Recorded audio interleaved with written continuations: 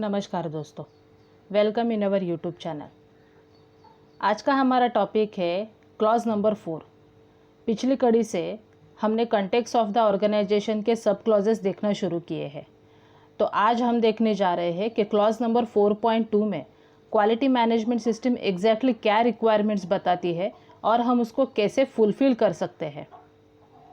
आदमी की basic needs क्या रहती है? घर चाहिए, खाना चाहिए, कपड़ा चाहिए और दवाई चाहिए। ये 4 ही बेसिक ज़रूरतें जो है आदमी की रहती है।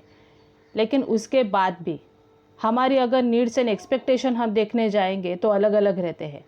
अभी हमारी नीड है कि हमें घर चाहिए, बट एक्सपेक्टेशन रहता है कि हमारा आलीशान घर हो, उसके बाहर स्विमिंग पूल हो और लोग हमारा जो तौर तरीका है वो राजो जैसा हो। ऐसे हमारे एक्सपेक्टेशन हो जाते हैं। लेकिन क्या हम सारी एक्सपेक्टेशन को फुलफ़िल कर पाते हैं, वो तो हमारे ही हाथ में डिपेंड रहते हैं। दूसरी हमारी ज़रूरत रहते हैं कि अभी ट्रांसपोर्ट की, कि अगर आपका घर बहुत दूर है और अगर आपको आपके काम की जगह पे पहुंचना है तो शायद आपको बाइक की ज़रूरत पड़ सकती है।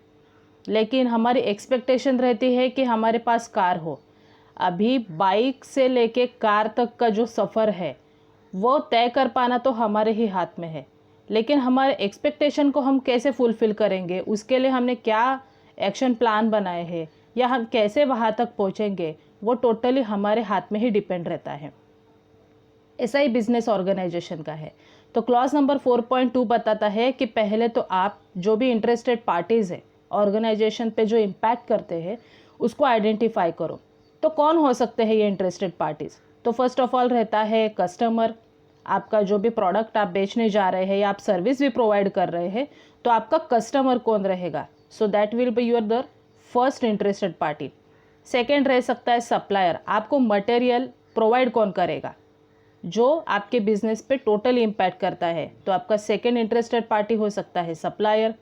थर्ड रहता है इन्वेस्टर। आप अगर कोई बड़ा बिजनेस मैन्युफैक्चर करने जा रहे हैं या बड़ा बिजनेस आप कर रहे हैं तो आपको इन्वेस्टर की ज़रूरत पड़ेगी। वो बैंक हो सकता है, कोई फाइनेंशियल सर्विस हो सकता है या कोई और भी हो सकता है। तो इन्वेस्टर भी आपके बिजनेस पे इम्पैक्ट करता है। चौथा आता है गवर्नमेंट। जितने भी गवर्नमेंट के रूल्स एंड रेगुलेशंस है या कोई भी रेगुलेटरी पार्टीज़ है तो वो भी आपके बिजनेस पे इम्पैक्ट करता ही है। फिफ्थ और सबसे मेन फैक्टर आता है एम्प्लॉयज़। अगर आपके साथ कोई काम करने वाला बंदा नहीं रहेगा तो आपका ऑर्गेनाइजेशन चलेगा कैसे? और छठा आता है सोसाइटी। सोसाइटी मीन्स आपकी नेबर फैक्ट्रीज हो सकती है या आजू बाजू का कल्चर हो सकता है, वो भी आपके बिजनेस पे इम्पैक्ट करता है। तो ये सारी जो इंटरेस्टेड पार्टी है वो आपके बिजनेस पे कैसे इम्पैक्ट कर रहे हैं, उनके नीड्स क्या है, उनके एक्सपेक्टेशंस क्या है, उसको देखना और उसके रिक्वायरमेंट आप कैसे फुलफ़िल कर पा रहे हैं, उसकी वजह से क्या प्रॉब्लम आने के चांसेस है फ्यूचर में, ये सारा आपको आइडेंटिफाई करना होता है क्लॉज नंबर 4.2 में। अभी हम कुछ एग्जाम्पल्स को यहाँ पे देखते हैं जिसके वजह से शायद आपको ये क्लॉज थोड़ा अंडरस्टैंडिंग के लिए इजी हो जाएगा। अभी कस्टमर की नीड क्या रहती है? फर्स्ट ऑफ ऑल रहता है उनका ऑन टाइम डिलीवरी। अगर वो कोई भी प्रोडक्ट का आपको ऑर्डर देते हैं या कोई भी सर्विस आपसे एक्सपेक्ट करते हैं तो उनका फर्स्ट नीड रहता है that is on time delivery. But उनका एक्सपेक्टेशन हो सकता है कि that will be in affordable prices. तो वो उनका एक्सपेक्टेशन है। और उनका क्या हो सकता है? सेकेंड उनका नीड हो सकता है कि क्वालिटी प्रोडक्ट, जो भी प्रोडक्ट आप उनको प्रोवाइड करने जा रहे हैं that should be the 100% quality maintain. उनका एक्सपेक्टेशन हो सकता है कि बाद में आप फ्री सर्विस प्रोवाइड करें या आप उसके साथ आप कुछ फ्री दें। सो ये उनके एक्सपेक्टेशन हो सकती है। अभी उनकी जो नीड है उनको तो हमें 100% फुलफ़िल करना ही है, अदरवाइज़ आगे जाके वो आपको ऑर्डर नहीं करेंगे। लेकिन एक्सपेक्टेशन को क्या हम 100% फुलफ़िल कर सकते हैं कि नहीं कर सकते हैं, और वो आपके बिजनेस पे कैसे इम्पैक्ट करेगा, वो आपके हाथ में है और आपको ही देखना है। नेक्स्ट आपका इंटरेस्टेड पार्टी हो सकता है सप्लायर। तो सप्लायर को चाहिए 100% ऑन टाइम पेमेंट। अगर आप उसको पेमेंट ऑन टाइम नहीं करेंगे तो हो सकता है कि आगे जाके वो आपको मटेरियल नहीं प्रोवाइड करेगा। तो वो हो सकता है मीन्स 100% अगर आप नहीं करोगे या आप अगर क्रेडिट लिमिट बढ़ा के लेते हो या आप उनसे कुछ ज़्यादा ऑर्डर ले रहे हो तो उसके बेसिस पे अगर आप 60 डेज का या 90 डेज़ का क्रेडिट ले रहे हो, लेकिन जो भी आपने क्रेडिट लिया है उसमें तो आपको पे करना ही है। उनका एक्सपेक्टेशन हो सकता है कि आप सफिशिएंट लीड टाइम दो। अगर आपने कुछ ऑर्डर उनको दिया है मटेरियल का, तो एटलीस्ट आप 6 दिन प्रोवाइड करो, 8 दिन प्रोवाइड करो। लेकिन आप अगर 2 दिन में मांगेंगे, एक बार दे सकते हैं, 2 बार दे सकते हैं, लेकिन हर टाइम में उनको मैनेज करना थोड़ा सा प्रॉब्लमेटिक हो सकता है। तो फर्स्ट उनकी नीड हो गई 100% ऑन टाइम पेमेंट या एडवांस पेमेंट। एक्सपेक्टेशन में उनका आ सकता है लीड टाइम। तो ये हो गया हमना कस्टमर के और सप्लायर के बारे में। अभी हम सबसे मेन फैक्टर एम्प्लॉयज़ के बारे में, उनकी नीड एंड एक्सपेक्टेशन क्या होती है, उसके भी एग्जांपल्स यहाँ पे देख लेते हैं। एम्प्लॉयज़ की नीड होती है सैलरी, और सैलरी में हर ईयर एक ग्रोथ होनी चाहिए, मतलब 10% इंक्रीमेंट हो, 20% इंक्रीमेंट हो। ये तो उनकी नीड है भाई। जैसे महंगाई बढ़ रही है, महंगाई जैसे 10% 20% की रफ्तार से बढ़ रही है, और अगर अपनी सैलरी उस रफ्तार से नहीं बढ़ेगी तो आपके बेसिक जो खर्चे हैं उसको भी मैनेज करना बहुत ही डिफ़िकल्ट हो जाता है। तो इसके लिए एम्प्लॉयज़ की सबसे बड़ी नीड आती है, that is on time salary and उसके इंक्रीमेंट एवरी ईयर। एक्सपेक्टेशन क्या हो सकती है कि जो भी वो काम कर रहे हैं उसमें अप्रिसिएशन मिले, बेटर फैसिलिटीज़ हो, या फिर पीएफ इंश्योरेंस, पेड लीव्स की कुछ ना कुछ फैसिलिटीज़ हो, दैट कैन बी इंक्लूड। वो आप उसमें एक्सपेक्टेशन में उसको इंक्लूड कर सकते हैं।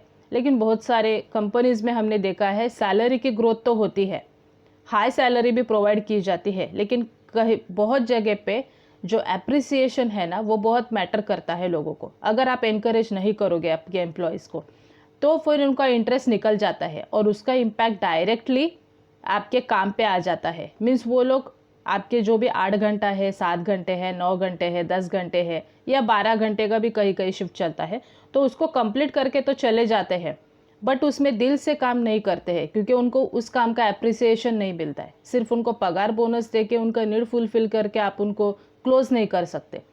तो एम्प्लॉयज़ के सेक्शन में एप्रिसिएशन और उनको कुछ बेटर फैसिलिटीज़, उसमें सैनिटाइजेशन भी हो सकता है, या और कोई जो उनके एक्सपेक्टेशन है आप उनको फुलफ़िल कर सकते हैं। उनको मोटिव करते रहना पड़ता है ताकि हमेशा उनका इंटरेस्ट बनाए रखे।